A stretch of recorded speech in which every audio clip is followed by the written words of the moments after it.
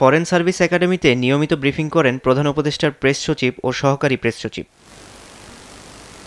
প্রথমেই আলোচনা করেন সাংবাদিকদের অ্যাক্রিডিটেশন কার্ড নিয়ে। সহকারী প্রেস সচিব আবুল কালাম আজাদ বলেন, নতুন নীতিমালা না হওয়া পর্যন্ত চলমান কার্ডগুলো বহাল থাকবে, আর এবার অস্থায়ী বা স্থায়ী ভিত্তিতে নয়, 3 বছর মেয়াদী হবে অ্যাক্রিডিটেশন কার্ড। 1 সপ্তাহের মধ্যেই এই নীতিমালাটা চূড়ান্ত করা যাবে এবং সেক্ষেত্রে যদি নীতিমালাটা চূড়ান্ত হয়ে যায় তারপরে নতুন নীতিমালা অনুযায়ী আবার সবাইকে নতুন করে অ্যাক্রিডিটেশন কার্ড দেওয়ার উদ্যোগ নেওয়া হবে। যতক্ষণ পর্যন্ত নতুন অ্যাক্রিডিটেশন কার্ড দেওয়া হচ্ছে না ততক্ষণ পর্যন্ত বিদ্যমান যে অ্যাক্রিডিটেশন কার্ডগুলো আছে সেগুলোর কার্যকারিতা বহাল থাকবে। এই নীতিমালায় প্রথম যে জিনিসটা আমরা নীতিমালাটা পর্যালোচনা করতে গিয়ে দেখেছি যে এই নীতিমালার আসলে এর আগে 2022 সালে যে নীতিমালাটা হয়েছিল সেটার প্রথম শর্তটাই ছিল সাংবাদিকদেরকে অ্যাক্রিডিটেশন কার্ড দেওয়ার জন্য। এ সময় আওয়ামী লীগের দেয়া নতুন কর্মসূচি নিয়ে সাংবাদিকদের এক প্রশ্নের জবাবে প্রেস সচিব বলেন, আওয়ামী লীগ যতদিন পর্যন্ত ক্ষমা না চাইবে আর তাদের গণহত্যার বিচার না হওয়া পর্যন্ত কোনো কর্মসূচি পালন করতে পারবে না। এই ব্যাপারে ইউনূস সরকার বদ্ধপরিকর বলেও সাফ জানিয়ে দেন তিনি। ওই আওয়ামী লীগের যারা ধরেন ক্লিন আছে বা যারা এই হত্যাকাণ্ডে জড়িত না, তারা কি অনুতপ্ত হয়েছে? তারা কি বলেছে যে আমরা অনুতপ্ত?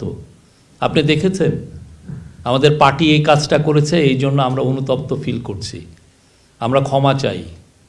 এটা তো মানে আপনি কিলিংগুলো দেখেন না, আপনি 71টা শিশুকে তারা মেরেছে, মানে হেলিকপ্টার দিয়ে আপনি উপরে যাচ্ছেন, হেলিকপ্টার দিয়ে আপনাকে মারছে।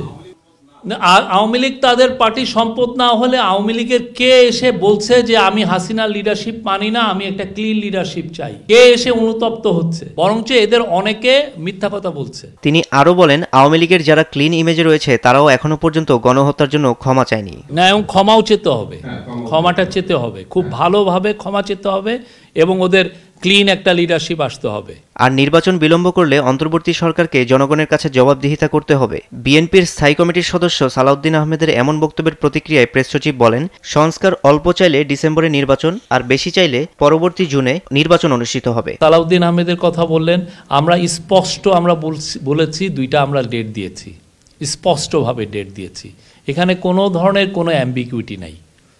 আপনারা কম রিফর্ম চান তাহলে ডিসেম্বরের মধ্যে ইলেকশন হবে, আপনারা বেশি রিফর্ম চান আগামী জুনের মধ্যে হবে। এর বাইরে তো আমাদের আর কি বলবো? এটা আমার মনে হয় এটা নিয়ে 133তম বার আমি এটা বললাম।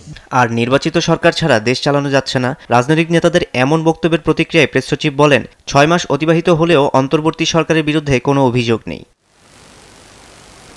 মাহির সাজিদ, দেশ টিভি, ঢাকা।